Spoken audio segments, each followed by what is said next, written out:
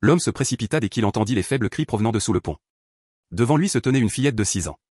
Sa robe était déchirée en lambeaux, son visage barbouillé de boue. Ses bras tremblants serraient encore fermement deux nourrissons, ses petits frères. À cet instant, il prononça une phrase unique qui changerait à jamais la vie de ses 3 enfants. Que l'histoire commence. La Rolls-Royce noire et élégante glissait silencieusement sur le pont de la banlieue. À l'intérieur, Daniel Cooper restait immobile, les yeux fixés droit devant lui, mais l'esprit vide.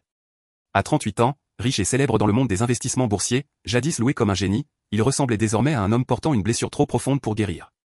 Fortune, prestige, réputation, tout cela était devenu insignifiant depuis le jour où sa petite fille lui avait été enlevée. Elle n'avait que 5 ans, ses yeux vifs comme la lumière du matin, pourtant, un an auparavant, une maladie cardiaque l'avait emportée. Daniel avait tout tenté, dépensé chaque centime, fait appel aux meilleurs médecins, mais au final, il avait été impuissant, contraint de la regarder s'éteindre dans ses bras.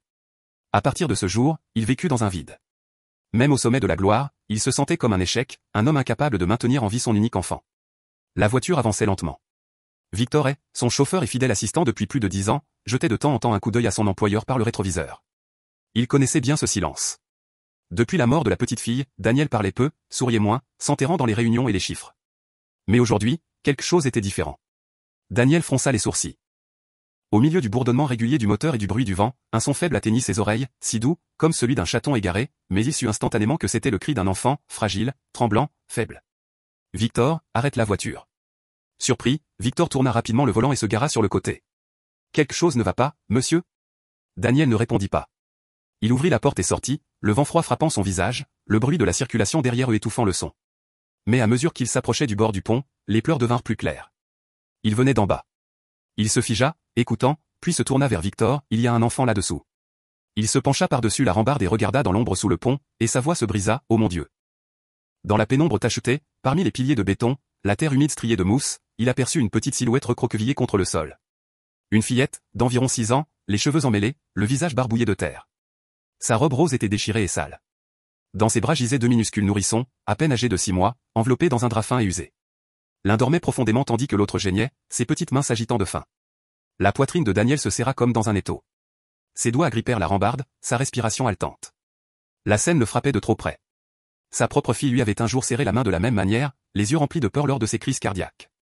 Maintenant, cette étrange petite fille le regardait avec les mêmes yeux, suppliant, mais sans espoir. Lentement, il descendit la pente menant sous le pont. Le bruit de ses pas effraya l'enfant, ses grands yeux s'emplirent d'alarme, et elle se recroquevilla, serrant les bébés plus fort. Murmurant d'une voix tremblante, « Monsieur, s'il vous plaît, ne nous chassez pas. Nous serons sages. Nous ne dérangerons personne. » Les mots coupèrent presque le souffle à Daniel. Chaque syllabe transperça sa poitrine comme une aiguille. Il s'arrêta, forçant sa voix à rester calme. « Où sont tes parents? Qui t'a laissé ici ?» La fillette se tut, sa tête baissée, ses cheveux en désordre couvrant la majeure partie de son visage. Elle ne répondit pas, ne fit que serrer ses frères et sœurs contre elle, comme si n'importe qui pouvait les lui arracher des bras. Victor arriva en courant lui aussi, le visage bouleversé. « Mon Dieu, voyez-vous cela, monsieur? 3 enfants qui survivent à peine ici. Nous devons appeler la police ou les services d'urgence tout de suite. » Daniel l'entendit, mais son esprit était fixé sur la fillette. Il se sentait comme à un carrefour. Une partie de lui voulait s'éloigner, laisser cela aux autorités, mais une autre partie, plus forte, le poussait en avant, lui demandant d'agir, lui demandant de faire ce qu'aucun père ne pourrait refuser de faire.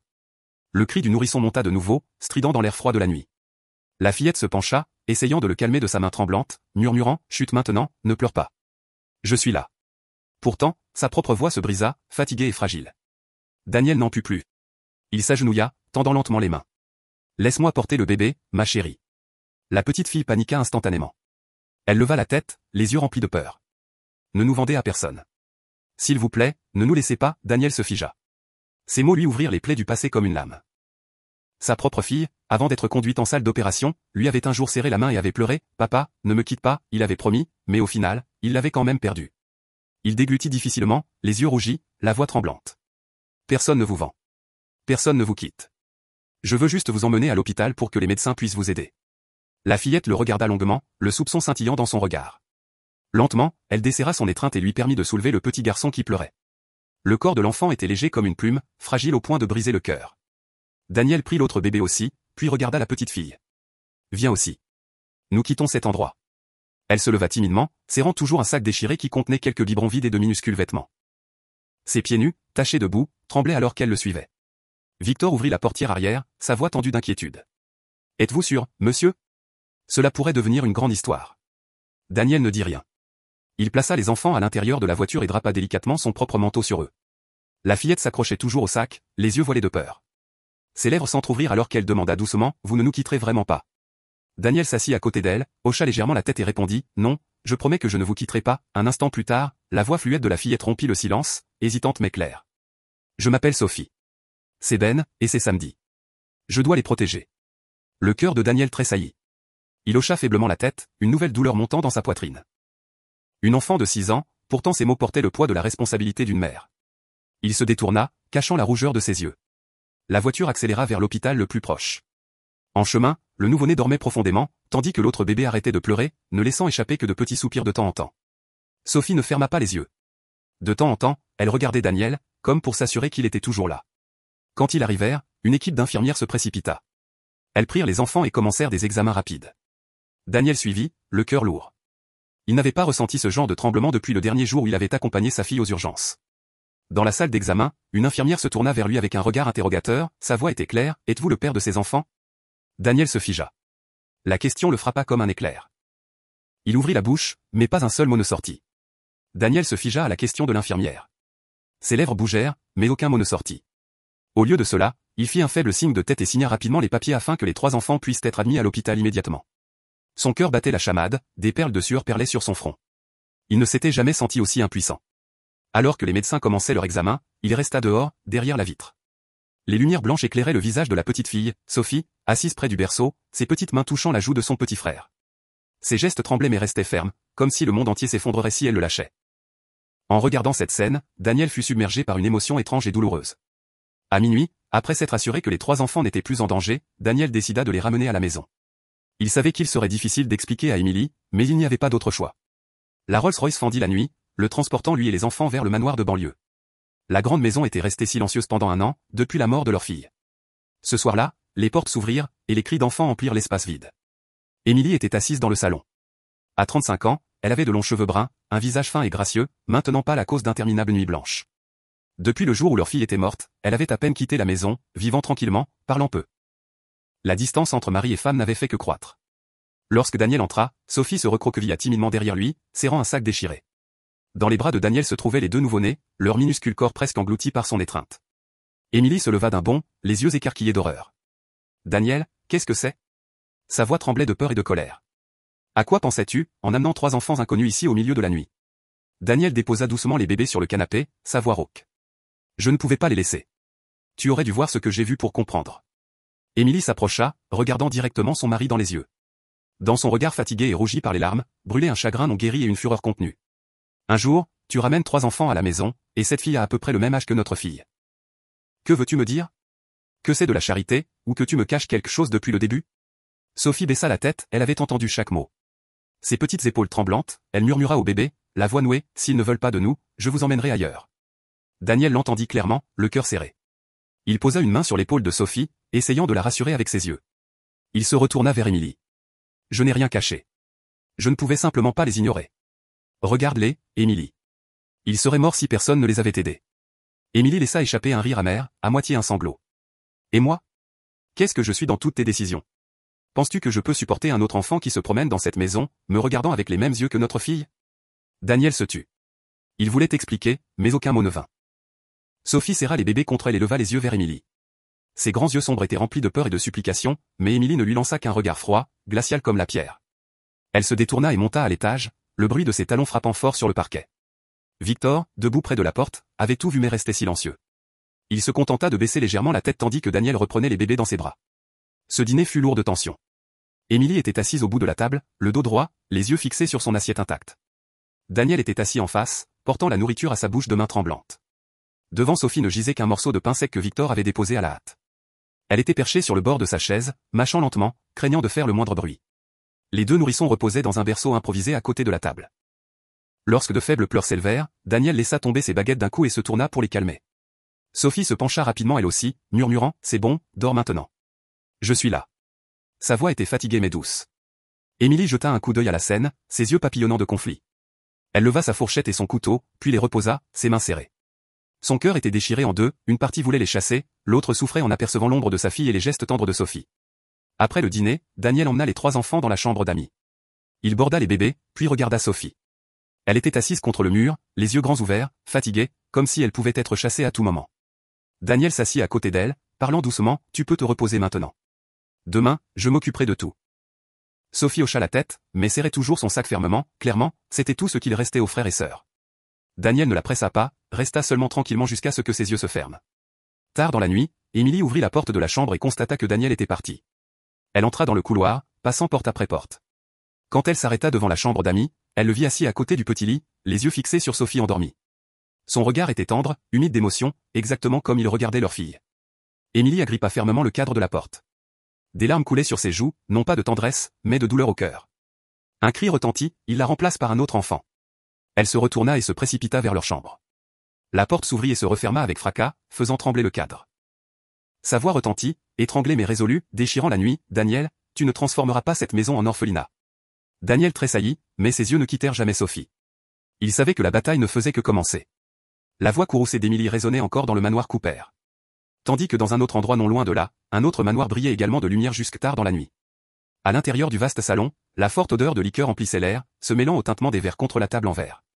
Robert Carter s'affalait dans le fauteuil, sa chemise froissée, une montre de luxe toujours à son poignet, mais son apparence était négligée et exténuée. Il avait jadis été un homme d'affaires prospère, fier de la maison qu'il avait bâtie avec sa douce épouse et leurs 3 enfants, la petite Sophie et les jumeaux Ben et Samedi. Mais depuis le jour où sa femme était morte en donnant naissance aux jumeaux, Robert n'était plus lui-même. Il se noyait dans l'alcool, négligeait ses affaires, et dans son brouillard, il avait suivi l'impulsion de sa nouvelle femme, chassant cruellement ses propres 3 enfants de la maison. Robert pencha la tête en arrière, vida son verre de whisky, sa voix rauque. Ses enfants, ils ne survivront probablement pas dehors. Sur la chaise en face de lui, Vanessa était assise, les jambes croisées, feuilletant paresseusement un magazine. À 32 ans, elle avait la peau pâle, une silhouette élancée, mais des yeux aussi perçants que des lames. Ses cheveux noirs et lisses étaient soigneusement attachés, soulignant son visage anguleux. Son sourire était froid, mince comme le fil d'un rasoir. Vanessa jeta un coup d'œil au verre vide dans la main de Robert et ricana, « C'est encore mieux. Plus de fardeau. Vous n'aurez plus jamais à les revoir. » Robert serra le verre plus fort, le cristal grinçant dans sa main tremblante. Il secoua la tête, laissa échapper un rire amer, sa voix ivre épaisse et lourde. « Vous ne comprenez pas. La plus grande, elle ressemble tellement à sa mère. Je ne peux pas le supporter. Chaque fois que je la vois, je vois la mort de ma femme. » Vanessa posa le magazine sur la table, se leva et s'approcha. Elle posa légèrement sa main sur l'épaule de Robert, sa voix douce dans le ton mais glacial dans la substance. « Robert, tu dois apprendre à oublier. Le passé est mort. Maintenant, tu m'as. Tant que tu m'écouteras, tu n'auras plus à souffrir de ces cauchemars. » Robert laissa échapper un rire amer, ses yeux vides. Pour un bref instant, il était comme une marionnette aux ficelles lâches, abandonnée au contrôle de quelqu'un d'autre. On frappa à la porte. Le majordome ouvrit, et un homme d'âge mûr entra. Il portait un costume gris, ses cheveux poivre et sel soigneusement coiffés, une fine paire de lunettes reposant sur son nez. C'était Luis Ortega, un avocat connu pour ses tactiques douteuses, prêt à tordre la loi pour de l'argent. Ortega s'installa confortablement, s'assit et sortit plusieurs dossiers de sa mallette. Il regarda Vanessa, son ton ferme. « Madame, je suis venu vous apporter des nouvelles. Si ces 3 enfants disparaissent réellement des registres légaux, l'héritage Carter sera rapidement transféré à votre nom. Il n'y aura plus personne pour revendiquer quoi que ce soit. » Robert fronça les sourcils, ivre mais assez lucide pour rétorquer, « Qu'est-ce que vous venez de dire ? Ce sont toujours mes enfants. » Vanessa se tourna vers lui, ses yeux perçants comme des aiguilles. « Robert, as-tu oublié ? C'est toi qui as signé les papiers pour les chasser. Ne faiblis pas maintenant. C'est notre chance de vivre enfin comme nous le voulons. » Ortega intervint en douceur, « Monsieur Carter, laissez-moi gérer les affaires juridiques. Quelques procédures falsifiées, quelques tampons aux bons endroits, et le tour est joué. Mais il y a une condition, personne ne doit jamais retrouver ses enfants. » Vanessa croisa les bras, sa voix nette et ferme. « Faites-le. Je ne veux les voir nulle part. J'ai besoin de tout ce qui m'appartient le plus vite possible. » Ortega hocha la tête, ramassa les dossiers, et un éclair de cupidité brilla dans ses yeux. Le lendemain après-midi, dans un café chic du centre-ville, Vanessa était assise en face d'une femme corpulente au maquillage appuyé, aux lèvres rouges foncées, et portant un collier en or tape à accent grave l'œil qui ressortait sur sa robe florale voyante. C'était Karen Blake, la directrice d'un orphelinat des environs de la ville.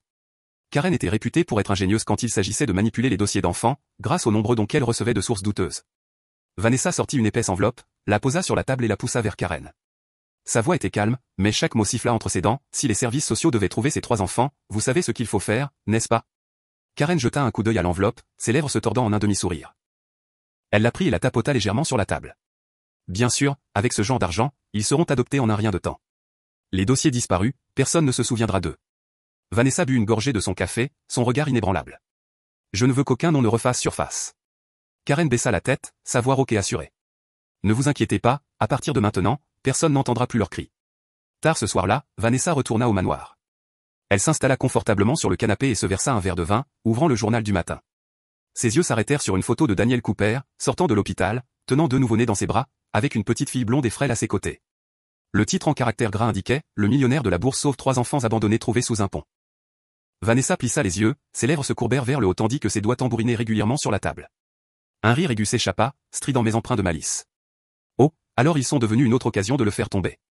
Elle attrapa son téléphone, fit défiler rapidement ses contacts et s'arrêta sur un nom. Un sourire triomphant se répandit sur son visage alors qu'elle appuyait sur le bouton d'appel. À l'autre bout, une voix d'homme se fit entendre, grave, rauque et impatiente. Vanessa, si vous m'appelez à cette heure, ce doit être une nouvelle brûlante. Vous savez que je suis toujours prêt pour quelque chose de sensationnel. Vanessa se pencha en arrière sur sa chaise, les yeux brillants de venin. Victor, j'ai une exclusivité pour toi. Celle-ci va faire vibrer toute la ville, et tu seras le premier à la révéler. Victor est, le célèbre journaliste à scandale connu pour fabriquer des histoires afin d'attirer les lecteurs, laissa échapper un rire sec, son ton débordant d'ambition. Je t'écoute. Ne me déçois pas, Vanessa ferma les yeux, laissant l'excitation la traverser. Sa voix était nette, chaque mot prononcé avec intention. Cette histoire concerne Daniel Cooper et ses soi-disant enfants illégitimes. L'appel de Vanessa se termina par un rire moqueur. Tandis qu'à travers la ville, le manoir Cooper restait plongé dans une lourde obscurité. La tension de la dispute de la nuit dernière ne s'était pas dissipée, elle ne faisait que couver comme un charbon à moitié brûlé. Tard dans la nuit, Émilie se tournait et se retournait, incapable de dormir. Plus elle fermait les yeux, plus sa propre voix résonnait dans sa tête, « Daniel, tu ne peux pas transformer cette maison en orphelinat. » Elle s'assit, posa ses pieds nus sur le sol et entra dans le couloir, espérant que l'air froid lui éclaircirait l'esprit. Juste à ce moment, un son ténu effleura ses oreilles, un murmure, fragile, tremblant mais sincère. Émilie se figea, son rythme cardiaque s'accéléra. Elle s'approcha de la chambre d'amis. La porte était légèrement entr'ouverte, laissant passer une faible lumière jaune et ce son délicat. Sophie était assise près du berceau improvisé, son petit corps frêle penché en avant. Elle baissa la tête, tapotant doucement la couverture enveloppant les jumeaux, murmurant d'une voix tremblante, « Dors maintenant, tout va bien. Je suis là. N'aie pas peur. Je ne te quitterai pas. » Émilie resta silencieuse dans l'encadrement de la porte. Ses yeux brûlaient, sa poitrine se serra à cette vue. La voix de cet enfant fragile fit remonter un souvenir qu'elle pensait avoir enterré, sa propre fille, partie pour toujours, il y a des années, en proie à une violente crise cardiaque.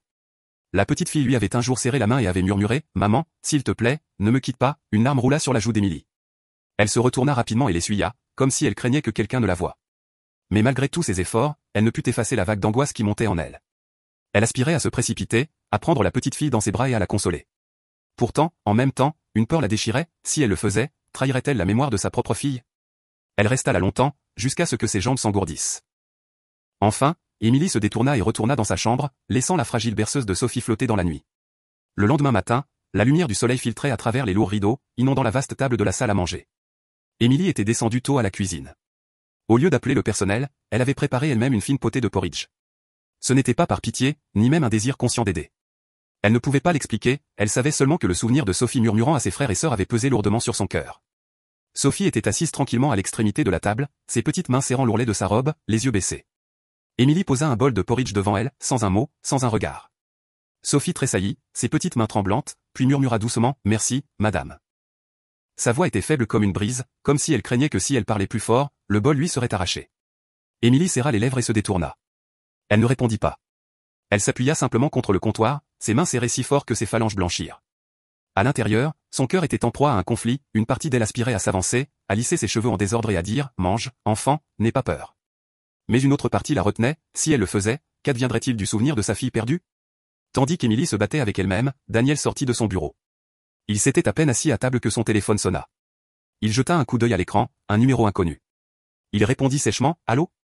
À l'autre bout, une voix masculine rude se fit entendre, lente et moqueuse. « Monsieur Cooper, les gens parlent. Ils disent que vous cachez vos propres enfants dans cette maison. Ces 3 enfants sont de votre sang, n'est-ce pas? Souhaitez-vous commenter ?» Daniel se figea. Il serra le téléphone plus fort, sa voix devenant grave, « Qui êtes-vous » L'homme ricana. « Je m'appelle Victoret. Je suis sûr que vous avez entendu parler de moi. Mes lecteurs aiment la vérité, et je pense qu'ils seront particulièrement intéressés par vous. » Daniel serra la mâchoire, forçant chaque mot. « Ce ne sont pas vos affaires. Ne me rappelez plus jamais. » Victor éclata de rire. « Plus vous niez, plus le public devient curieux. Bonne chance, monsieur Cooper, vous en aurez besoin. » L'appel se termina. Daniel claqua le téléphone sur la table, sa respiration rapide. Émilie avait tout entendu. Elle se redressa, ses yeux froids fixés sur son mari. La table du petit déjeuner était alourdie par le silence. Personne ne mangea beaucoup. Sophie gardait ses mains fermement serrées sur ses genoux sous la table, fixant son porridge, comme si elle essayait de se rendre invisible. Ben et Sam bougeaient dans le berceau à proximité, leur doux son de nouveau-né remplissant le silence oppressant. Daniel tenta de garder son calme, mais le regard d'Emily le transperçait, implacable. Elle le fixa, sa voix nouée mais ferme, chaque mot tranchant comme une lame. « Jure-moi, Daniel, ces 3 enfants n'ont rien à voir avec toi, n'est-ce pas ?» Daniel leva les yeux, ses lèvres s'entr'ouvrirent, mais sa gorge se bloqua. Pas un seul mot ne sortit. Daniel resta silencieux à la question d'Emily. Ce silence lui transperça le cœur comme un couteau. Il n'y eut aucune promesse, aucune réassurance, seulement un vide pesant se répandant sur la table du dîner. Émilie serra les poings, se leva et monta à l'étage. Sa silhouette disparut, laissant Daniel figé, tandis que Sophie gardait la tête baissée, se forçant à avaler la dernière cuillerée de porridge froid. Il savait que la tempête n'était pas terminée, et en effet, elle arriva plus vite qu'il ne l'avait prévu. À midi ce même jour, une vidéo choquante se répandait sur les réseaux sociaux. Une fine fillette blonde en robe déchirée était recroquevillée dans un supermarché. La séquence était floue, tremblante, puis montrait clairement qu'elle glissait une boîte de lait en poudre dans son sac. Quelques secondes plus tard, des lettres rouges vives clignotaient à l'écran, fille illégitime du millionnaire Daniel Cooper surprise en train de voler dans un supermarché. En moins d'1 heure, la vidéo apparut sur presque tous les sites de tabloïds. Les commentaires affluaient, riche mais laisse ses enfants mourir de faim, ridicule.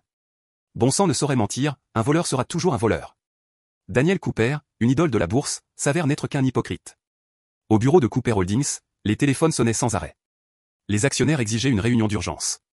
Un homme aux cheveux argentés, la voix tendue par l'urgence, parla dès que l'écran se connecta. « Daniel, cela ne peut pas être pris à la légère.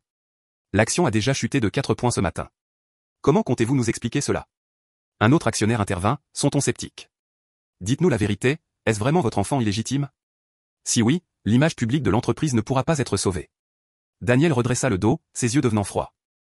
Il savait que Vanessa et Ortega l'avaient piégé, mais s'expliquer ne ferait que traîner Sophie sous les feux des projecteurs. Il ne pouvait pas faire cela. « Je m'en occuperai. Cette vidéo n'est pas la vérité. » Mais ces quelques mots ne suffirent pas à éteindre les regards dubitatifs qui le transperçaient à travers l'écran. Lorsque Daniel rentra chez lui, Émilie tenait déjà le téléphone, la vidéo éclairant l'écran. Elle le jeta sur la table, sa voix nouée mais pleine de colère. « Qu'est-ce que tu m'as encore caché? Toute la ville nous regarde. Combien de temps vas-tu les défendre ?» Daniel répondit, sa voix rauque mais ferme. « Je crois qu'elle ne l'a pas fait. Je crois Sophie. » Émilie laissa échapper un rire amer, les yeux débordant de larmes. « Croire changera-t-il la vérité? Le monde entier se moque de nous. » Daniel prit une profonde inspiration, ses yeux injectés de sang à force de retenir ses émotions. Il hocha lentement la tête, sa voix grave. « Ce ne sont pas mes enfants. Je ne t'ai jamais trahi. Je les ai trouvés sous un pont, affamés et tremblants. Je ne pouvais pas les ignorer. Je ne peux pas supporter de perdre un autre enfant sous mes yeux. » Ses mains se serrèrent fortement comme pour retenir un souvenir.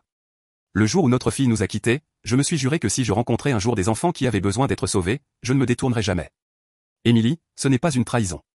C'est ma chance d'expier les échecs d'un père. » Émilie se figea. Le doute était toujours là, mais ses yeux vacillèrent. Sa voix ne sonnait pas comme celle d'un menteur. Elle sonnait comme celle d'un homme qui avait déjà trop perdu et n'osait plus rien perdre. Dans le coin de la pièce, Sophie tremblait, ses yeux rouges et gonflés. Elle sanglotait, chaque hoquet brisant sa voix. « Je n'ai rien volé. Je regardais seulement. » Daniel se tourna, le cœur serré en voyant la fillette assise par terre, serrant le sac déchiré. Les larmes coulaient sur ses joues, dégoulinant sur sa robe sale. Émilie couvrit sa bouche, mais ce ne fut pas suffisant pour arrêter ses propres sanglots. La nuit tomba, la maison devint silencieuse, brisée seulement par les cris épars des 2 petits garçons dans leur berceau du salon. Sophie rangea discrètement ses affaires. Elle fourra quelques petits vêtements dans le sac, quelques biberons vides, puis souleva Sam et Ben dans ses bras. Ses jambes tremblaient alors qu'elle se dirigeait vers la porte arrière. « Allons-y. Personne ne veut de nous ici. Rester ne fera que compliquer les choses pour tout le monde, murmura-t-elle, la voix brisée dans l'obscurité. Alors que sa main touchait le loquet, une voix parla, « Où vas-tu » Sophie tressaillit. Devant elle se tenait Émilie, immobile dans la lumière tombant de l'escalier. Son visage était émacié, ses yeux mouillés de larmes. Sophie serra ses frères plus fort, paniquée. « Je ne veux pas causer de problème. Je pars. Je ne dérangerai plus personne. » Émilie avança, s'agenouillant juste devant la porte. Ses mains tremblantes se tendirent, puis se figèrent en l'air, comme si la toucher ferait disparaître l'image de sa fille perdue. Sa voix se brisa, « Tu n'as pas à aller nulle part. Reste, Sophie, reste. Laisse-moi t'aider. » Sophie la regarda, les yeux écarquillés, puis éclata en sanglots incontrôlables. Émilie pleura aussi, son cœur incapable de retenir plus longtemps le mur qu'elle avait construit autour de lui. Quelques minutes plus tard, Émilie était assise devant le grand écran du salon, rejoint la séquence. Daniel se tenait à ses côtés. Sophie était recroquevillée dans une chaise, tenant toujours les jumeaux, ses yeux secs maintenant après avoir pleuré toutes ses larmes. Émilie rembobina et mit en pause, examinant chaque image. Quand elle arriva au moment où Sophie se penchait, elle s'arrêta et désigna le coin de l'écran. Regarde ici, l'ombre à l'arrière ne correspond pas. Quelqu'un a édité ça. Daniel se figea, ses yeux soudain vifs. Émilie serra les dents, sa voix ferme, cette vidéo est fausse. Je prouverai que Sophie est innocente. Je ne laisserai personne la détruire à nouveau. Ces mots résonnèrent comme un serment, prononcé à la fois pour Daniel et pour elle-même. Mais au moment même où cette détermination quitta ses lèvres, un grand coup frappa à la porte, les surprenant tous les trois. Daniel alla ouvrir. 2 officiers en uniforme se tenaient sur le porche. L'homme le plus âgé lui tendit un papier, son ton sévère. Monsieur Daniel Cooper, vous devez comparaître devant le tribunal demain matin. Il y aura une audience concernant la garde des 3 enfants. Le silence tomba dans la pièce. Émilie était stupéfaite. Sophie serra ses frères plus fort, et Daniel froissa le papier dans sa main. Sur ses épaules, une nouvelle bataille s'abattait, plus féroce que n'importe quel combat de conseil d'administration qu'il avait jamais affronté. Daniel resta immobile devant la porte qui venait de se refermer. Les silhouettes des 2 policiers avaient déjà disparu derrière le portail, mais le papier dans sa main tremblait encore. Émilie ne dit plus rien. Elle se contenta de tenir Sam fermement et de monter à l'étage avec le garçon. Sophie se recroquevilla tranquillement dans le coin de la chaise, ses grands yeux fixés sur son père adoptif, remplis à la fois de peur et d'une inquiétude indéfinissable. Daniel s'approcha et posa doucement sa main sur l'épaule de la fillette, mais Sophie recula, serrant son vieux sac contre sa poitrine comme un bouclier. Il se figea. Il ne lui restait plus d'autre choix que de se préparer à la bataille qu'il allait affronter demain matin. Le lendemain matin, Émilie se rendit dans un petit bureau situé dans un quartier tranquille. L'endroit appartenait à Michael Reed, un technicien informatique qui avait autrefois travaillé pour une entreprise de sécurité de premier plan avant de créer son propre service. Michael avait la trentaine, maigre, avec des cheveux légèrement longs et en désordre, mais derrière ses épaisses lunettes, ses yeux étaient d'une acuité redoutable. Il était assis devant une rangée de moniteurs, ses doigts volant rapidement sur le clavier. La séquence accusant Sophie de vol apparut à l'écran, chaque image agrandie et figée. Émilie croisa les bras, assise tout près de lui, le cœur battant. Regardez attentivement cette partie. Émilie désigna le moment où Sophie se penchait. L'éclairage en arrière-plan saute une image. Il change brusquement. Cela ne correspond pas au mouvement. Michael hocha la tête, faisant défiler lentement la chronologie. Il zooma sur le détail, puis ajusta la luminosité d'un glissement de doigt. L'image devint plus claire. L'ombre sur le mur ne correspondait pas à la posture de Sophie. Il se pencha en avant, sa voix assurée. Vous avez raison, c'est un montage. La vidéo a été éditée pour faire croire que la fillette mettait quelque chose dans son sac. Je vais préparer un rapport d'authentification. Il pourra être utilisé comme preuve au tribunal. Émilie prit une profonde inspiration, sa main serrant la coudoir de la chaise. Une étincelle d'espoir monta en elle, mais la peur persistait. Ils feront venir leurs propres experts pour nous contrer. Est-ce que ce sera assez solide? Michael la regarda droit dans les yeux, sa voix grave. Si vous restez ferme, oui. Le vrai et le faux laissent toujours des traces. La question est de savoir si le tribunal voudra les voir. Émilie hocha légèrement la tête, ses yeux brillant d'une détermination qu'elle pensait avoir perdue il y a longtemps. Au même moment, au siège de Cooper Holdings, Daniel affrontait une autre tempête. La salle de conférence du dernier étage était bondée d'actionnaires, tout sombre. Sur le grand écran, le rapport de marché affichait les mots « Action en baisse de 5 points ». Un actionnaire âgé aux cheveux blancs, connu pour son conservatisme strict, claqua un dossier sur la table. « Daniel, pendant des années, nous vous avons fait confiance parce que vous étiez froid et rationnel. Et maintenant vous risquez la réputation de l'entreprise pour 3 enfants dont personne ne connaît même l'origine. » Un autre actionnaire se leva, sa voix perçante. « Même si vous voulez faire de la charité, un PDG n'est pas un philanthrope. Réalisez-vous que vous nous entraînez tous à la ruine ?» Les murmures montèrent, la pression devenant insupportable. Daniel resta immobile un instant, puis se leva lentement. Son regard balaya chaque visage autour de la table, et sa voix résonna, profonde et ferme. « Vous vous souciez de l'argent. Je me soucie des gens. Si protéger un enfant vous fait penser que je suis indigne d'être PDG, alors vendez vos actions. Je les rachèterai. Je n'ai pas besoin de marcher aux côtés d'hommes qui ne voient que des chiffres et ignorent l'humanité. » Le silence tomba dans la pièce. Certains évitèrent son regard, d'autres rougirent de colère, mais personne ne put répondre. Les mots de Daniel, résolus et tranchants, les laissèrent sans voix. Dans le couloir, Sophie avait tout entendu. Alors qu'elle passait, elle se cacha derrière la porte à moitié close, ses petites mains serrant l'ourlet de sa robe. Ses yeux clairs débordaient de larmes. Lorsque Daniel sortit, Sophie tira timidement sur sa manche et murmura « Oncle, tu ne m'abandonneras pas, n'est-ce pas ?» Daniel se pencha, posant sa main chaude sur son épaule. Il regarda dans ses yeux tremblants, sa voix rauque mais ferme. « Non, je te le promets. » Des larmes coulèrent des yeux de Sophie, mais cette fois, elle sourit faiblement, un sourire fragile mais sincère. Tard dans la nuit, quand la maison était sombre, Sophie se tournait encore sans repos. Elle s'assit, regarda ses 2 petits frères dormir paisiblement, puis se tourna vers Émilie, qui veillait tranquillement au chevet. La voix tremblante de la fillette rompit le silence. « Si demain le tribunal me fait partir d'ici, viendrez-vous nous rendre visite ?» Émilie sursauta. Elle leva les yeux, humide. Elle ne put se retenir plus longtemps. Elle prit Sophie dans ses bras, la serrant fort, la voix brisée. « Tu ne vas nulle part. Je te le promets. » Le mot « maman » lui échappa naturellement. Émilie se figea, le cœur battant. Mais Sophie éclata en sanglots, enfouissant son visage dans son épaule, comme si elle avait enfin trouvé refuge. Émilie ferma les yeux, des larmes chaudes roulant sur la joue de la fillette. À cet instant, le mur qu'elle avait construit autour de son cœur s'effondra. Un coup soudain retentit à la porte au milieu de la nuit, fort et sévère. Daniel descendit immédiatement pour ouvrir. Sur le porche se tenaient les deux mêmes officiers de la nuit précédente. Le plus âgé lui tendit un nouveau document, sa voix froide. Monsieur Daniel Cooper, l'audience de garde commence demain. Vous devez être présent à l'heure. Daniel le prit, la main tremblante. Derrière lui, Émilie serrait Sophie fort contre sa poitrine, tandis que les cris des deux petits garçons résonnaient de la chambre à l'étage. La nuit pesait lourdement, laissant la maison remplie de peur et de détermination, car demain déciderait de tout. Le lendemain matin, le ciel était couvert d'un lourd gris. Sur la route menant au palais de justice du district, chaque pas résonnait lourdement. Daniel portait un costume sombre, le visage raide comme scellé derrière un masque. À ses côtés, Sophie s'accrochait fermement, les deux bras enroulés autour de son vieil ours en peluche, ses épaules tremblant sans arrêt. Émilie marchait derrière eux, portant Sam, tandis que Ben était tenu par une jeune assistante sociale. La foule, les caméras de presse, les regards curieux, tout cela s'abattait sur eux comme des lames tranchantes. La salle d'audience était bondée ce jour-là. Le murmure des voix se mêlait au cliquetis des appareils photo. Sur le banc élevé, le juge aux cheveux gris était assis droit et frappa légèrement le maillet. L'audience de garde des trois enfants commence. Le silence tomba dans la salle. Sophie frissonna, jeta un coup d'œil autour d'elle, puis baissa la tête et se pressa plus profondément contre le bras de Daniel. Il se pencha et murmura, sa voix ferme mais douce, « Tu n'es pas seul. Je suis là. » L'avocat Ortega s'avança. Son costume noir brillait, une cravate rouge nouée parfaitement, et son visage mince était aiguisé par un sourire froid. Il ouvrit sa mallette, en sortit un épais dossier et une clé USB. Sa voix porta dans la salle, « Votre honneur, je présente des preuves. » La fillette Sophie, 6 ans, non seulement était sans abri, mais s'est également livrée au vol. Voici une vidéo enregistrée dans un supermarché. Veuillez nous laisser la visionner. Le grand écran s'alluma. Apparut Sophie, cheveux fins emmêlés, accroupie. Puis, la séquence éditée la montrait glissant un carton de lait dans son sac. Des murmures éclatèrent, « Mon Dieu, elle l'a vraiment pris. Comment quelqu'un pourrait-il défendre cela ?» Ortega se retourna, son sourire froid comme la glace. C'est une preuve claire d'une nature rebelle et indisciplinée. Ces enfants nécessitent une surveillance stricte, et non l'indulgence irréfléchie de Monsieur Cooper. Il marqua une pause, puis fit signe vers la barre des témoins. J'appelle Madame Karen, directrice d'un orphelinat renommé, qui a interagi plusieurs fois avec cet enfant. Une femme d'une 50aine d'années, vêtue d'une robe bleue et très maquillée, s'avança à la barre. Sa voix était douce, détachée. J'ai vu Sophie errer dans les rues en haillons, allant même jusqu'à frapper son petit frère pour lui prendre un biberon de lait. J'affirme que cette fillette est indigne d'être une sœur aînée. Les mots transpercèrent le cœur de l'enfant comme un couteau. Sophie bondit, les yeux remplis de larmes, et cria à travers la salle d'audience, « Je n'ai jamais frappé mon frère. Je les ai seulement tenus quand il faisait froid. Je le jure. » Ces cris résonnèrent, laissant de nombreuses personnes dans la salle mal à l'aise. Émilie agrippa l'accoudoir, puis se leva brusquement. Elle s'avança, sa voix brisée mais suffisamment résolue. Cette femme ment.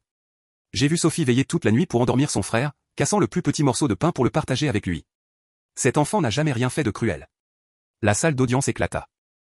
Beaucoup se tournèrent avec surprise vers Émilie, l'épouse qui s'était jadis opposée à ce que Daniel ramène les enfants à la maison, et qui maintenant se tenait là pour les défendre. Le regard de Daniel se posa sur elle, ses yeux remplis d'émotion. Ortega ricana, son ton moqueur. Les sentiments ne peuvent pas remplacer les preuves, Madame Cooper. Le tribunal exige des faits, pas une défense aveugle. L'air devint lourd, les murmures reprirent. Sophie s'affaissa sur sa chaise, le visage trempé de larmes. Juste à ce moment, une voix âgée retentit depuis la galerie, hésitante mais claire. J'ai la vérité. Tous les regards se tournèrent. Une femme frêle aux cheveux blancs comme neige, appuyée sur une canne, s'avança, son regard étonnamment vif. Le juge fronça les sourcils. Qui êtes-vous? Identifiez-vous. Je m'appelle Martha Lewis. Sa voix rauque résonna, chaque mot délibéré. J'étais jadis la voisine de Robert Carter. La salle d'audience se figea. Martha continua, lentement mais distinctement. J'ai vu Robert et cette femme chasser Sophie et ses frères et sœurs de la maison au milieu d'une nuit pluvieuse. J'ai entendu la petite fille pleurer, suppliant son père, s'il vous plaît, ne me laissez pas dans la rue. Mais il l'a quand même fait. Une vague de choc déferla dans la salle d'audience. Des murmures montèrent avec fureur. Robert, assis au banc des accusés, baissa la tête, ses épaules tremblantes. À côté de lui, Vanessa serra la mâchoire, la fureur brûlant dans ses yeux. Le visage d'Ortega devint livide. Il se précipita pour objecter, ce témoignage est purement émotionnel. Il n'y a aucune preuve pour en établir la véracité. Le juge frappa fort le maillet, sa voix impérieuse, à l'ordre. La déclaration du témoin sera inscrite au procès-verbal. Le tribunal mènera une enquête complète. Ses yeux balayèrent la salle, puis s'arrêtèrent sur Robert. Cette audience est ajournée. Le maillet frappa avec décision, étouffant le bruit. Daniel ferma les yeux, prenant une profonde inspiration. Émilie prit la main de Sophie et la serra fort. La petite fille tremblait toujours, mais dans ses yeux rougis par les larmes brillait une faible lumière d'espoir. Le coup de maillet du juge lors du procès de la veille résonnait encore dans tous les esprits. Dès le lendemain matin, la presse explosa comme une bombe. Les médias grand public s'y jetèrent, creusant plus profondément ce qui s'était passé, et ce qui fut découvert renversa l'opinion publique. Dans une petite pièce du commissariat de police, 2 enquêteurs étaient assis devant un ordinateur portable, faisant défiler attentivement des dossiers saisis au bureau de l'avocat Ortega. Le lieutenant Harris, un homme grand et émacié, au visage creusé mais aux yeux brillants, fronça les sourcils et désigna l'écran. Regardez ceci, la signature ne correspond pas. Ce n'est pas un document officiel du tribunal, c'est un faux. Ortega a falsifié des papiers pour piéger M. Cooper. Sa collègue, une officière nommée Clara, tapa une commande rapide et afficha un relevé bancaire. Non seulement cela, mais ici, de l'argent a été directement viré sur le compte de Karen, la directrice de l'orphelinat, et l'expéditeur, Vanessa Carter elle-même. Les deux échangèrent un regard. Harris laissa échapper un soupir las. Il semblerait que cette affaire ne concerne plus la garde d'enfants. C'est une véritable conspiration. Dans l'après-midi, les médias le rapportèrent partout. Des images d'Ortega menottées apparurent sur toutes les chaînes. Des légendes rouges défilaient à l'écran, l'avocat Ortega arrêté pour falsification. Immédiatement après, la mise à jour, la directrice de l'orphelinat Karen inculpée pour corruption. La ville éclata. Les gens qui avaient autrefois critiqué Sophie changèrent de ton. Les publications sur les réseaux sociaux commencèrent à réclamer la protection des 3 enfants et à condamner la cruauté de Robert et Vanessa. Au même moment, Victor Hay, le journaliste à scandale qui avait diffusé la vidéo truquée, fut contraint de présenter des excuses publiques en direct à la télévision. Il était assis sur une chaise, le visage pâle, son costume froissé collant à son corps agité, les doigts entrelacés nerveusement. La caméra fit un gros plan. Sa voix tremblait, mais il n'avait pas d'autre choix que de parler. Je présente mes excuses à Monsieur Daniel Cooper et à sa famille. J'ai téléchargé une vidéo sans la vérifier correctement. Cela a causé un grave préjudice à Monsieur Cooper et surtout à la petite Sophie. J'assume l'entière responsabilité. Ce moment fut diffusé en direct à des millions de téléspectateurs, mais dans le salon des Cooper, Daniel resta simplement silencieux, regardant l'écran. Il ne jubilait ni ne souriait. Sa main reposait doucement sur l'épaule de Sophie, la serrant légèrement, comme pour lui dire que ces mots ne signifiaient rien comparé à la vérité qu'il vivait. Sophie leva les yeux vers lui, ses yeux larmoyants scintillant de réconfort, rassurée de ne pas être seule. Le jour suivant, dans le couloir du palais de justice, une autre scène se déroula. Robert Carter, qui n'était plus l'homme arrogant noyé dans la liqueur, apparut. Il portait une chemise froissée, son visage émacié, le menton couvert de chaume, les yeux injectés de sang par les nuits blanches. Ses pas étaient hésitants, bien que l'odeur familière d'alcool ait disparu. Quand ses yeux se posèrent sur Sophie, debout près de Daniel, ils s'adoucirent et brillèrent. Il marcha lentement vers elle, sa voix rauque. « Sophie, papa est désolé. J'ai perdu ta mère. Je n'étais pas dans mon état normal. J'ai fait tant d'erreurs. » Sophie tressaillit, tout son corps raide. Elle s'accrocha rapidement à Daniel, serrant son bras, comme si c'était le seul endroit sur qui restait. Ses yeux clairs et innocents fixaient Robert, remplis de douleur et de peur. Elle murmura, la voix tremblante, je ne veux pas rentrer. J'ai déjà un autre papa. Ces mots transpercèrent le cœur de Robert comme une lame. Ses genoux fléchirent, ses mains tremblantes couvrirent son visage, et il éclata en sanglots, comme un homme qui avait tout perdu. Daniel le regarda, un regard de pitié fugace dans les yeux, mais son bras se resserra autour de Sophie. Il savait que les dommages infligés par Robert ne pouvaient être effacés par de simples excuses. Pendant ce temps, devant les portes du palais de justice, Vanessa avait complètement perdu le contrôle.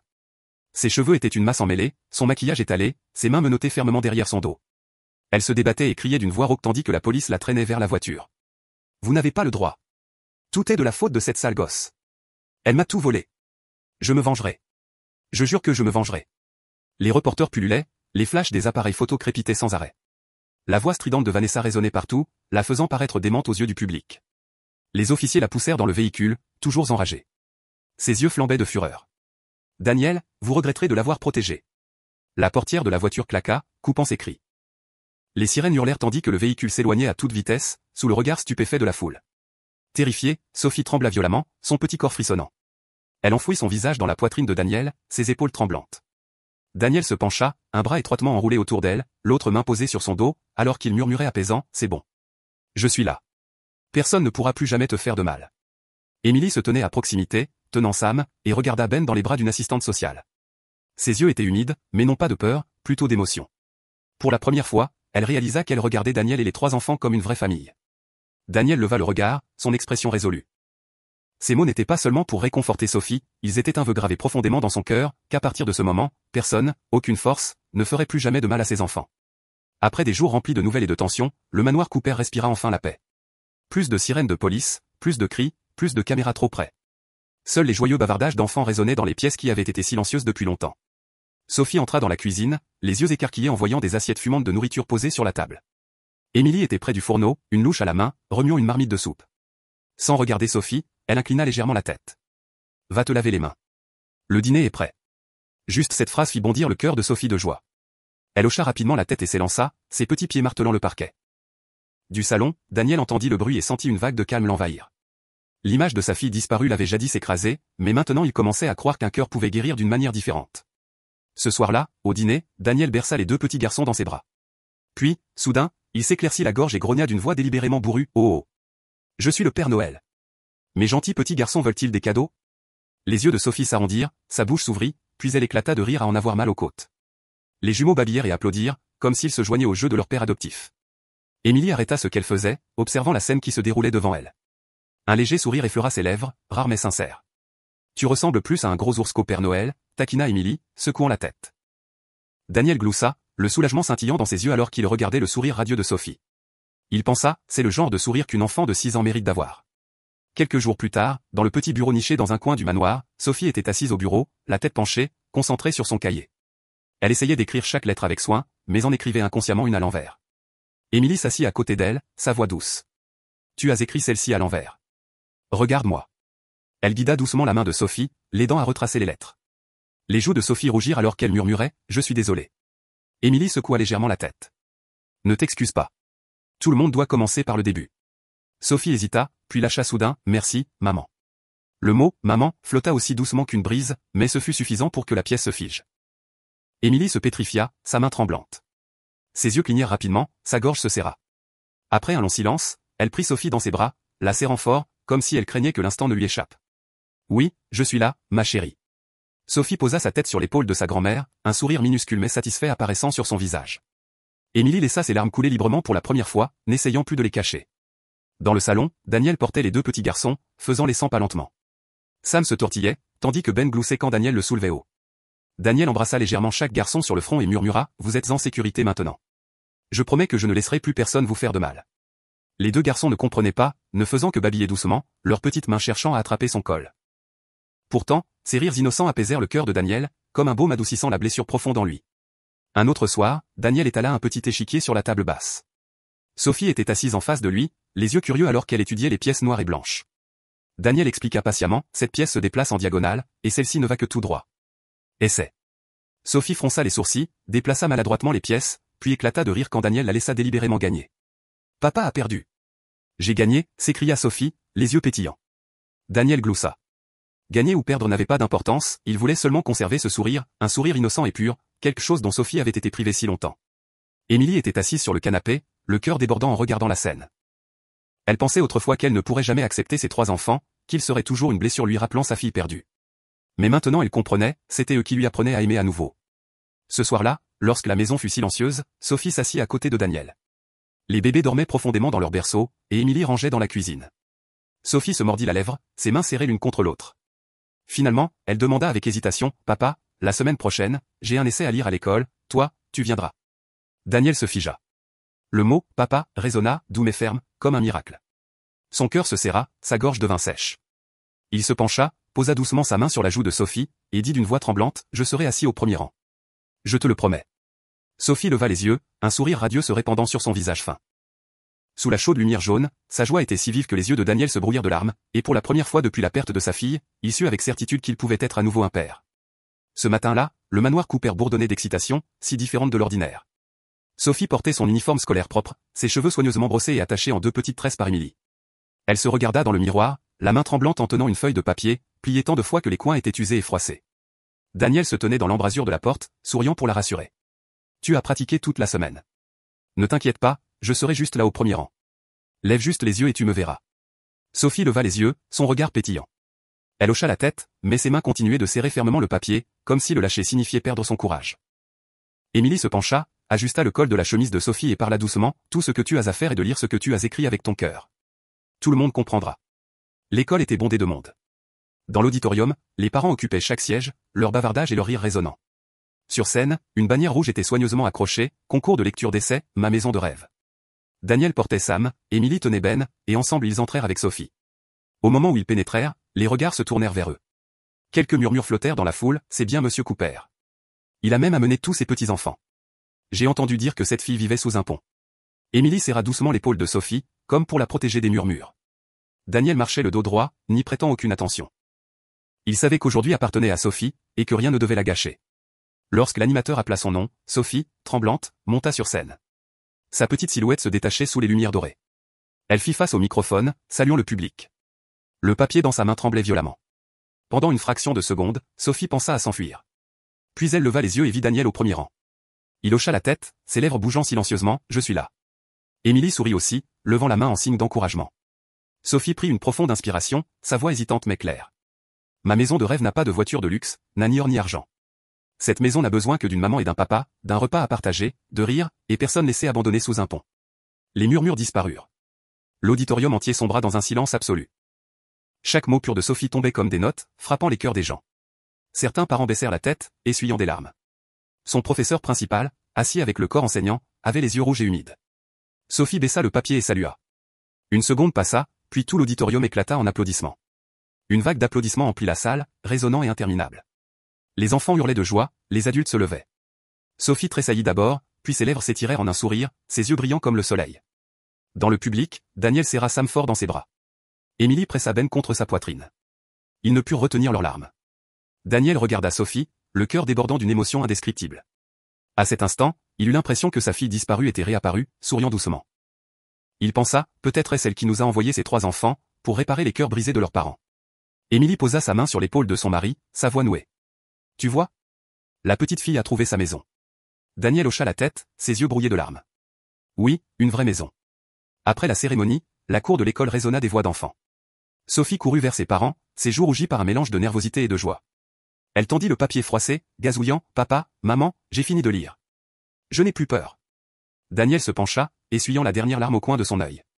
Il posa sa main sur son épaule, sa voix profonde et chaleureuse. « Je suis fier de toi. Tu es plus courageuse que je ne l'aurais jamais imaginé. » Émilie se pencha et embrassa doucement la joue de Sophie. « Tu as fait pleurer maman, mais seulement de bonheur. » Sophie gloussa, puis sauta en avant, ses tresses rebondissant au vent. Les 2 petits garçons babillèrent dans les bras de leurs parents comme s'ils se joignaient à la joie. « Papa. Maman. Dépêchez-vous. » appela Sophie, en se retournant. Daniel et Émilie échangèrent un regard, leurs mains se serrant fort. Ils avancèrent ensemble, la dernière lumière du jour s'étirant sur la route, illuminant la silhouette d'une famille de 5 personnes. Ce n'était pas seulement une cérémonie de lecture d'essai, c'était le jour où Sophie avait trouvé sa voie, le jour où 3 orphelins avaient trouvé un foyer, le jour où un couple, jadis brisé par la perte, avait retrouvé la foi pour continuer. Cette maison de rêve n'avait ni or, ni pouvoir, seulement de l'amour, de la protection et des rires, une véritable maison. Les méchants avaient payé le prix, les bons avaient été récompensés, et enfin, les enfants avaient un endroit où se sentir chez eux. Par un après-midi d'automne, le jardin derrière le manoir Cooper était baigné de soleil doré. Les rangées d'érables avaient pris une couleur rouge flamboyant, leurs feuilles dérivant doucement sur le chemin de pierre. Daniel était assis sur le long banc de bois, ses cheveux désormais striés de gris, mais ses yeux toujours brillants. À côté de lui, Émilie posa sa tasse de thé sur la table, sa main reposant doucement sur celle de son mari. Dans la cour, Sophie, maintenant âgée de 16 ans, courait après les jumeaux, Ben et Sam, qui avaient déjà 10 ans. Leur rire clair résonnait dans l'espace. « Ben, ne lance pas si fort. »« Sam, attention, tu vas tomber » cria Sophie après eux, bien que son sourire ne s'estompa jamais. Ben sourit et tendit le ballon à son frère. « Tu t'inquiètes toujours trop. Nous ne sommes plus des bébés. » Sam hocha la tête, mais ses yeux restaient remplis d'admiration pour Sophie.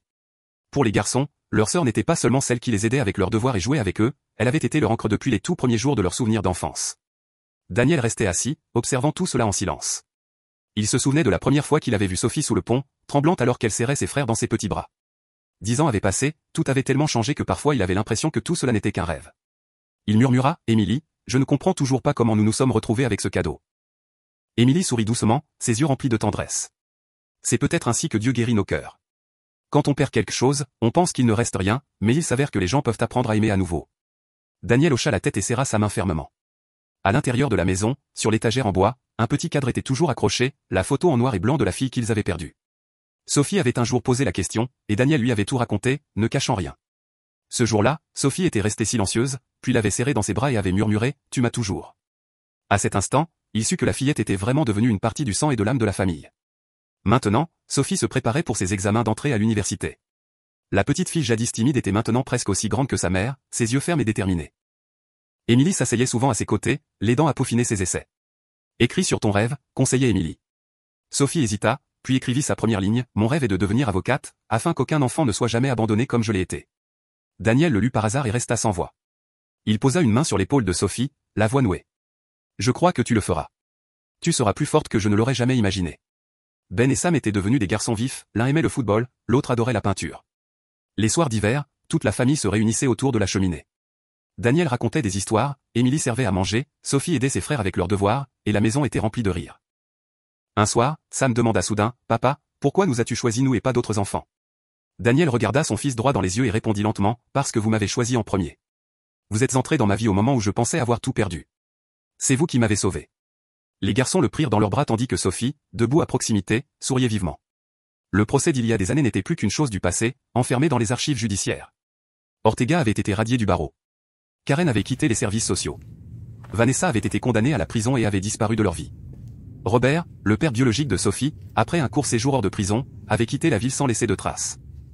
Sophie s'était un jour inquiétée de son retour, mais Daniel lui avait dit, « Tu n'as plus besoin de craindre le passé, car ta maman et moi sommes là, et tu as déjà un foyer. » Alors que l'après-midi déclinait, Sophie s'assit à côté de Daniel sur le banc, regardant les feuilles d'érable tomber. La petite fille était devenue une jeune femme, mais ses yeux brillaient toujours de l'innocence d'antan. Elle demanda, « Papa, te demandes-tu parfois ce qui se serait passé si tu n'avais pas arrêté la voiture ce jour-là » Daniel resta silencieux un moment, puis sourit doucement. « Si je ne m'étais pas arrêté ce jour-là, j'aurais passé ma vie dans le vide. S'arrêter a été la meilleure décision que j'ai jamais prise. » Sophie posa sa tête sur son épaule et murmura, « Je pense la même chose. Grâce à toi, j'ai enfin un foyer. » De loin, Émilie s'approcha d'eux, les bras chargés de feuilles d'érable fraîchement cueillies. Ben et Sam coururent en avant, riant bruyamment. Les 5 se rassemblèrent, alors que le coucher de soleil répandait sa lueur, brillante et paisible. 10 ans avaient passé, et les vieilles blessures n'étaient plus que des souvenirs estompés. Ce qui restait était un foyer débordant d'amour, où personne n'était laissé pour compte. La maison dont Sophie avait jadis rêvé était enfin devenue réalité, non pas avec de l'or, non pas avec des voitures de luxe, mais avec un père, une mère, des repas simples, des rires et des étreintes chaleureuses, une véritable maison. La vie nous mène parfois à des tournants inattendus. Le millionnaire qui pensait avoir tout perdu après la mort de sa fille, a retrouvé l'espoir en 3 enfants abandonnés sous un pont. À partir du moment où il a arrêté sa voiture, un nouveau voyage a commencé, un voyage d'amour et de guérison. Cette histoire nous rappelle qu'au final, les méchants seront punis, tandis que les bons seront récompensés. La justice peut arriver tard, mais elle ne disparaît jamais. Sophie et ses 2 petits frères ont trouvé un véritable foyer, tandis que Daniel et Émilie ont également retrouvé la confiance et la chaleur qu'ils croyaient perdus. Que pensez-vous de ce message ? Si un jour vous voyez un enfant abandonné tendre la main pour de l'aide, seriez-vous prêt à ouvrir vos bras ? Croyez-vous que même un petit acte pourrait changer le cours entier de la vie d'une personne ? Je tiens aussi à vous demander directement, à vous qui regardez cette vidéo, allez-vous bien ? Si aujourd'hui vous vous sentez fatigué, souvenez-vous qu'il existe encore des histoires réconfortantes, des histoires touchantes comme celle-ci, qui nous rappellent que la gentillesse est toujours autour de nous.